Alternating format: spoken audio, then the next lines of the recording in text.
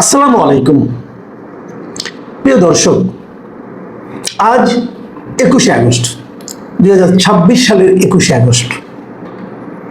আজ দেশের বড় ঘটনা হচ্ছে আমাদের নতুন রাষ্ট্রপতি, যিনি মাত্র গতকালকে নির্বাচিত হয়েছেন, সেই মির্জা ফখরুল ইসলাম আলমগীর, উনি শপথ নিয়েছেন, মানে আনুষ্ঠানিকভাবে উনি রাষ্ট্রপতি হয়েছেন দেশের। অবশ্যই বড় ঘটনা। কিন্তু ভাবুন, আজকে 21শে আগস্ট, এটা কি আমাদের এই দেশের জন্য অন্য কোনো ঘটনার কথা আপনাকে স্মরণ করিয়ে দেয় কিনা 21শে আগস্ট বললে পরে?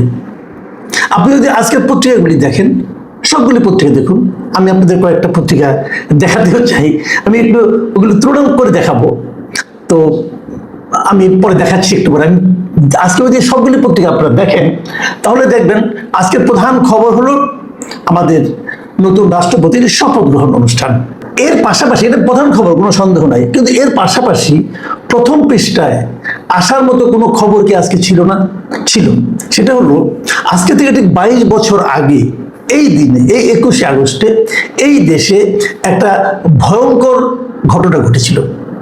সেই ভয়ঙ্কর ঘটনা হলো একটা সমাবেশে, একটা জনসভায় গ্রেনেড মারা হয়েছিল, এবং সেই গ্রেনেড মারার কারণে আওয়ামী লীগের একটা সমাবেশ, যে সমাবেশে আওয়ামী লীগের তৎকালীন যিনি সভানেত্রী ছিলেন এবং আওয়ামী লীগের শীর্ষস্থানীয় নেতৃবৃন্দ ছিলেন, তারা সবাই সেই সমাবেশে উপস্থিত ছিলেন। সেই সমাবেশে গ্রেনেড মারা হয়েছিল, এবং সেই গ্রেনেডের মাধ্যমে, একটা গ্রেনেড না, বেশ কয়েকটা গ্রেনেড নিক্ষেপ করা হয়েছিল, এবং সে কারণে সেখানে 24 জন আওয়ামী লীগের নেতা কর্মী নিহত হয়েছিলেন। একটা ঘটনায়, কিন্তু একদিনের একটা ঘটনায় 24 জন আওয়ামী লীগের নেতা কর্মী নিহত হয়েছিলেন, এবং 400, প্রায় 300 থেকে 500, মানে 400 ধরে দিচ্ছি আমরা, মানে 400-র মতো নেতা মানুষের গায়ে সেই গ্রেনেডের স্প্লিন্টার বিঁধেছিল। কেউ কেউ মারা গেছে সেই স্প্লিন্টার নিয়ে পরবর্তী সময়ে, অথবা কেউ কেউ বেঁচে আছেন, এখনো কিন্তু দুঃসহ যন্ত্রণা ভোগ করছেন। সেই স্প্লিন্টার তার শরীরের মধ্যে এখনো আছে। এই যে একটা মর্মান্তিক ঘটনা ছিল, সেই ঘটনাটা রাজনীতির ঘূর্ণি পাকে পড়ে কিভাবে মানুষের মন থেকে সরিয়ে দেওয়া যায়, সেই ধরনের ঘটনা বারবার করে ঘটে আজকে এসে সবগুলো পত্রিকার প্রথম পাতা থেকে সেই নিউজটা উধাও হয়ে গেছে। কেউ যেন জানেই না যে 21শে আগস্ট 2004 সালে এদেশে সবচেয়ে ন্যক্কারজনক একটা ঘটনার অবতারণা হয়েছিল।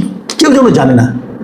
আমি আপনাদেরকে কয়েকটা পত্রিকা দেখাই, তাহলে আপনারা বুঝতে পারবেন যে এটা নিয়ে তারা আসলে কি করছেন।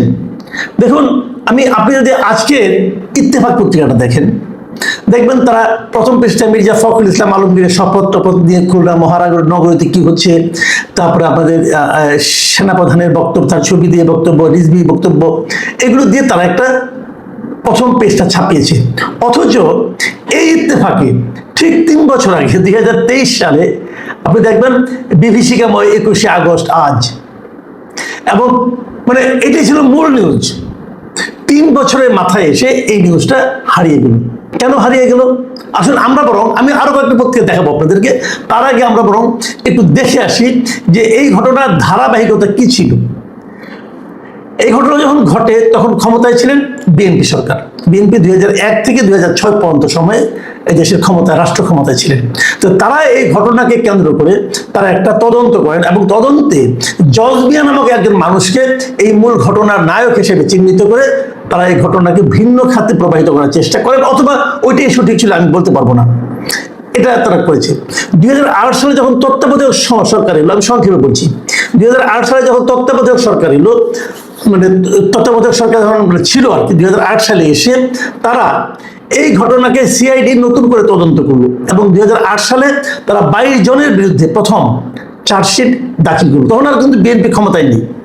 এরপর আওয়ামী লীগ 2011 সালে এসে একটা সম্পূরক চার্জশিট করলো।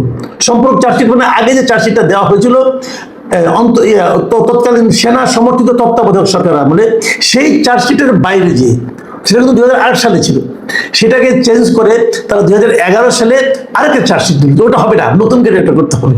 আচ্ছা ঠিক আছে, সেটাতে করে সেখানে তারা তারেক রহমানকে আসামি করলো, আরো অনেককে, মানে তারেক রহমান সহ আরো 30 জনকে আসামি করলো। এবং সেই মামলা 2018 সালে 10 অক্টোবরে এসে সেই মামলা রায় ঘোষণা করলো। এবং সেই রায়ে মানে লুৎফুজ্জামান বাবর সহ 19 জনকে মৃত্যুদণ্ড দেওয়া হলো। লুৎফুজ্জামান বাবর সেই ঘটনার সময় স্বরাষ্ট্র প্রতিমন্ত্রী ছিলেন। 19 জনকে মৃত্যুদণ্ড দেওয়া হলো এবং তারেক রহমান সহ 19 জনকে যাবজ্জীবন কারাদণ্ড দিল। মানে এই ঘটনাটা ঘটলো কখন খেয়াল রাখবেন, 2018 সালে, মানে তখন আওয়ামী লীগ সরকার। এরপর আওয়ামী লীগ সরকারের পতনের পর 2024-এ যখন আওয়ামী লীগ সরকারের পতন হলো 2024-এর অগাস্টে, তখন 2024-এর 1 ডিসেম্বর হাইকোর্ট বিভাগ এই পূর্বের যে রায়টা, এই যে 19 জনকে মৃত্যুদণ্ড, 19 জনকে যাবজ্জীবন, এই পুরো রায়টাকে বললো যে এই রায়টা হয়েছে রাজনৈতিক উদ্দেশ্য প্রণোদিত এবং তদন্তে গুরুতর ত্রুটি আছে, এই কথা বলে সকল আসামিকে সম্পূর্ণ খালাস দিয়ে দিল। তার মানে কেউ এই মামলায় আর কাউকেই কোন রকম সাজা ভোগ করতে হলো না। 2025 সালে এসে আপিল বিভাগ 2025 সালে 4 সেপ্টেম্বর আপিল বিভাগ এসে এই হাইকোর্টের রায়কে বললো যে ঠিক আছে, সর্বসম্মত ক্রমে তারা রায়টাকে বহাল রাখলো। দেখুন, তারা বলল যে ওই যে আওয়ামী লীগ আমলে যে মানে আপনার যে বিচারটা হয়েছিল সেটা জোর করে নেওয়া স্বীকারোক্তিমূলক জবানবন্দির উপর ভিত্তি করে ওই সাজা দেওয়া হয়েছিল, যার আইনি ভিত্তি খুবই দুর্বল। শেষ, এখন সবাই কিন্তু মুক্ত। কিন্তু আমার প্রশ্নটা অন্য জায়গায়। দেখুন, এই মামলায় যে রাজনৈতিকভাবে করা হয়েছে, রাজনৈতিকভাবে বিভিন্ন জনকে যে এখানে জড়ানো হয়েছে, সেটা ওই প্রথমবার যখন জজ বিয়ার নাটক হলো তখনও যেমন হয়েছে, তারপরে যখন নাকি আবার আওয়ামী লীগ আমলে 2011 সালে হলো তখনও হয়েছে। এটা বোঝাই যাচ্ছে যে এই মামলায় রাজনৈতিক ব্যক্তিত্বদেরকে ইনক্লুড করা হয়েছে, তাদেরকে নানাভাবে হেস্তনেস্ত ক্ষতিগ্রস্ত করার জন্য। তো হাইকোর্ট এটাকে মানে আপনি এটাকে বাতিল করে দিবে, খুবই স্বাভাবিক। কিন্তু প্রশ্ন হলো 2004 সালের 21শে আগস্ট কি গ্রেনেড হামলায় একটা ঘটনা ঘটেছিল? সেই ঘটনায় কি একটা বিপুল সংখ্যক মানুষ আহত হয়েছিল? সেই ঘটনায় কি 24 জন লোকের মৃত্যু হয়েছিল? হয়েছিল। যদি হয়ে থাকে, যারা মারা গেছেন, যারা আহত হয়েছেন, তাদের কি বিচার হবে না? তারা কি বিচার পাবে না? তাদের পরিবার কি বিচার পাবে না? এই প্রশ্নের জবাব কে দেবে? এবার যখন হাইকোর্টে এই মামলাটাকে সবাইকে বেকসুর খালাস দিল, তখন হাইকোর্টে একটা কথা বলা হয়েছিল যে এই মামলাটার পুনরায় ভালোভাবে তদন্ত করা হোক। সুপ্রিম কোর্টে যে সে ভালোভাবে তদন্ত করার ব্যাপারটাকেও তারা বাতিল করে দেয়, যেটা করার দরকার নেই। আদালতের উপর আমাদের ভরসা রাখতেই হবে, আমরা আদালতের উপর ভরসা রাখছি। তাহলে সুপ্রিম কোর্ট যেটাকে তদন্ত করার বিষয়টাকে বাতিল করে দিল, তাহলে যদি বাতিল হয়ে যায়, তদন্ত না হয়, তাহলে এই মামলা কি শেষ? এই হত্যা মামলার কি মৃত্যু ঘটলো? ওই যে 24 জন লোক মারা গেলেন, তাদের সঙ্গে কি এদের মামলাটাও, বিচারের যে দাবিটা, সেটাও মৃত্যু ঘটলো? সেটাও গ্রেনেড হামলার কারণে মারা গেল? ওটাই মারা গিয়েছিল গ্রেনেড হামলা, সন্ত্রাসীদের, দুষ্কৃতিকারীদের গ্রেনেড হামলা। আর এখানে রাজনৈতিক হামলায় কি এটাও শেষ হয়ে গেল নাকি বিচারিক হামলায়? আমি জানি না। কিন্তু একবার ভাবুন, একটা স্বাধীন দেশ, যে দেশে আইন আছে, কানুন আছে, বিচার আছে, বিচারক আছে, সেই দেশে একটা ঘটনায় এত বড় একটা আক্রমণ হলো, এতগুলি মানুষ মারা গেল, তার কোনো বিচার হবে না? কেন হবে না? এই বিচার কেউ চাইবে না? যদি কেউ চায়, সে অন্যায় করবে? এই ঘটনা নিয়ে কোনো আহাজারিও হবে না, এই ঘটনাকে সম্পূর্ণ ব্ল্যাক আউট করে দেওয়া হবে। এবং আপনি যদি আজকের পত্রিকাগুলি পড়েন, তাহলে আপনারা সেভাবেই দেখবেন যে ব্ল্যাক আউট করে দেওয়া হয়েছে। 2023 সালে যখন আওয়ামী লীগ ক্ষমতায় ছিল, তখন কিন্তু এই পত্রিকাগুলো, এই নিউজ পেপারগুলো ভিন্ন চেহারায় আবির্ভূত হয়েছিল। তখন তারা সবাই বলছিল এই রায় হওয়া উচিত, কি ঘটনা ঘটেছিল তা নিয়ে বিস্তারিত বর্ণনা, কিভাবে ঘটেছিল, নানা জনের কাছ থেকে সাক্ষাৎকার। আর 3 বছরের মাথায় এসে এই ঘটনা কেউ চিনে না, কেউ জানে না, কেউ বুঝে না। আমি বলেছিলাম, আমি পত্রিকাগুলো আপনাদের একটু পরিচয় করে দেবো। ইত্তেফাক তো দিয়েছি। ইত্তেফাক কিন্তু 23 সালে বলেছিল, প্রথম তাদের ফ্রন্ট পেজে প্রধান নিউজ ছিল বিভীষিকাময় 21শে আগস্ট আজ। তারা প্রথম কিন্তু এটা ছিল। আর আজকে ইত্তেফাকের প্রথম পৃষ্ঠার নিউজটা কি, যে রাষ্ট্রপতির শপথ নিচ্ছে। আপনারা দেখুন। আচ্ছা দেখুন, আমরা আরেকটা পত্রিকা দেখি, যুগান্তর পত্রিকাটা দেখুন। যুগান্তরে 2023 সালের পত্রিকায় দেখুন আপনার একদম সবার উপরে যে 21শে আগস্ট গ্রেনেড হামলার 19 বছর, 21শে আগস্ট 21টাকে লাল করে দিয়ে ওখান থেকে রক্ত ফেলছে তারা। ডেথ রেফারেন্স শেষ হবে চলতি বছর, ভয়াল 21 আগস্ট আজ একটা গ্রেনেডের ছবিও তারা দিয়ে দিছে। এত বড় ঘটনা। হ্যাঁ, ঠিক 3 বছর পর যুগান্তরে আজকে দেখুন ফ্রন্ট পেজে 21শে আগস্টে কোনো কথা নাই। মির্জা ফখরুল ইসলাম 23তম রাষ্ট্রপতি, যে কোনো সময় মন্ত্রীপাড়া রদবদল, গাড়ি প্রস্তুত, বিএনপির ভারপ্রাপ্ত মহাসচিব হলেন রিজভী, আওয়ামী লীগ সামনে বিএনপি আওয়ামী লীগ প্রশাসন সিন্ডিকেট, ত্রাসের রাজত্ব হলো বালুমহাল, আর নিচের দিকে বিজ্ঞাপন। বিজ্ঞাপন তাও আবার কি? মির্জা ফখরুল ইসলামকে অভিনন্দন জানানোর বিজ্ঞাপন। আসেন আমরা প্রথম আলো দেখি, যে পত্রিকাটা সব সময় কিন্তু বলে যে তারা আধুনিক পত্রিকা, তারা প্রকৃত সাংবাদিকতা করে। আসুন দেখা যাক প্রথম আলো 2023 সালের ফ্রন্ট পেজ দেখেন আপনারা। প্রথম নিউজটাই সেটা হলো মৃত্যুদণ্ডাদেশ চূড়ান্ত, নিষ্পত্তির অপেক্ষায় অমুক্তম 21 আগস্ট গ্রেনেড হামলা। তারা সব কিছু নিয়ে বলতেছে। আর 2026-এ এসে ফ্রন্ট পেজে 21শে আগস্টে কোনো নিউজই নাই। তেজপাতার চারায় বদলে গেল গুলজারের জীবন, এটা হলো গুরুত্বপূর্ণ নিউজ। গ্যাস সংকটে ময়মনসিংহের 20 কারখানা ছুটি ঘোষণা, রাষ্ট্রপতির ক্ষমতা কি বাড়বে, মির্জা ফখরুল রাষ্ট্রপতি নির্বাচিত, এগুলো তাদের খবর। 21শে আগস্টের ঘটনাটি কারো কোনো মাথা ব্যথা নাই।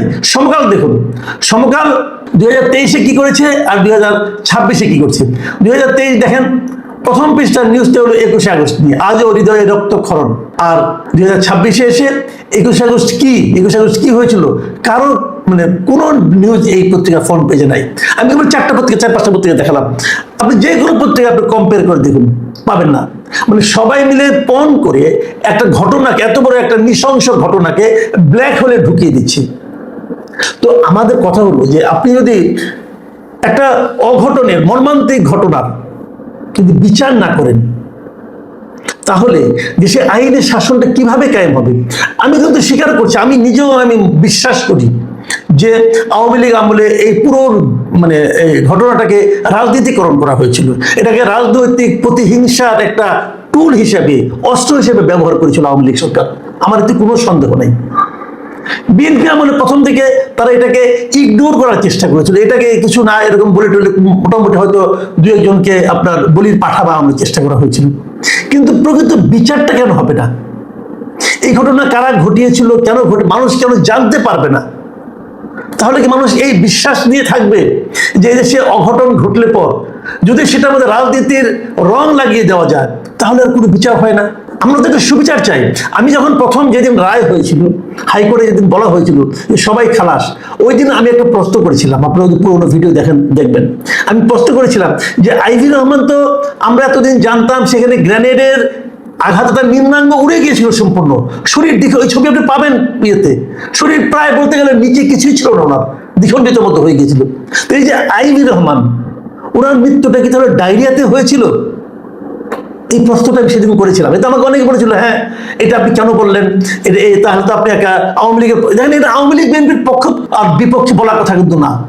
প্রশ্নটা হচ্ছে সুবিচারের প্রশ্ন। এই দেশে কি উদাহরণ হয়ে থাকবে আজ থেকে 15 বছর, 20 বছর, 30 বছর পরে মানুষ যখন জানতে চাইবে যে 2004-এর 21শে আগস্ট আসলে এই দেশে কি ঘটেছিল এবং সেই ঘটনা কারা ঘটিয়েছিল এবং সেই ঘটনার প্রেক্ষিতে কার বিচার হয়েছিল, কার সাজা হয়েছিল, যখন জানতে চাইবে তখন মানুষ কি জবাব পাবে? কিচ্ছু পাবে না।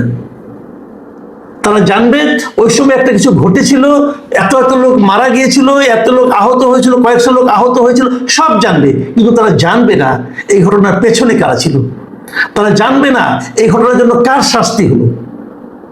এই যে জবাবহীনতা একটা ঘটনার প্রেক্ষিতে, সেটা কি একটা জাতিকে সম্মানিত করবে? সেটা কি একটা জাতির বিচার ব্যবস্থাকে মহিমান্বিত করবে? সেটা কি একটা জাতির পরবর্তী সরকারগুলোকে পৃথিবীর কাছে সম্মানিত করবে? এই প্রশ্ন থাকলো।